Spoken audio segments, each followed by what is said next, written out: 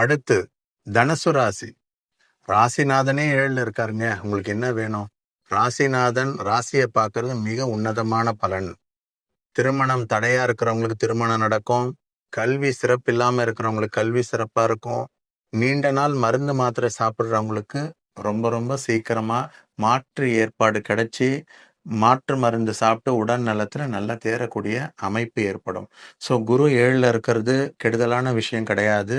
தனுசு ராசி நேயர்கள் ராசிக்கு அதிபதி குரு 7ஆம் இடத்துல இருந்து முழு நோக்கு பார்வையா ராசியை பார்க்கறது மிக அற்புதமான விஷயம். மற்ற கிரகங்கள் பார்க்கும்போது செவ்வாய் சனி 4ல இருக்கிறதும் கடுமையான விஷயங்கள் கிடையாது. ராகு 3ஆம் இடத்துல இருக்கிறதும் கேது 9ஆம் இடத்துல இருக்கிறது கூட தனுசு ராசிக்கு ரொம்ப சிறப்பா இருக்கும். ஸோ எந்த விஷயத்தையுமே துணிச்சலா தைரியமா எடுக்கக்கூடிய விஷயத்துக்கு ராகு 3ல இருக்காரு. ராசிநாதன் குரு 7ஆம் இடத்துல இருந்து ராசியை பார்க்கறாரு. செவ்வாய் பஞ்சமாதிபதி 4ஆம் இடத்துல இருக்காரு. எல்லாத்துக்கும் மேல 9ஆம் அதிபதி சூரியன் 9க்கு 9ல உச்சமா இருக்கார். ஸோ தனுசு ராசிக்கு சூரியன் உச்சமா இருக்கிறது மிக மிக உன்னதமான பலன். என்ன கேட்டீங்கன்னா தனுசு ராசிக்கு 100க்கு 95% கொடுக்கலாம். அவ்வளோ நல்லா இருக்கு.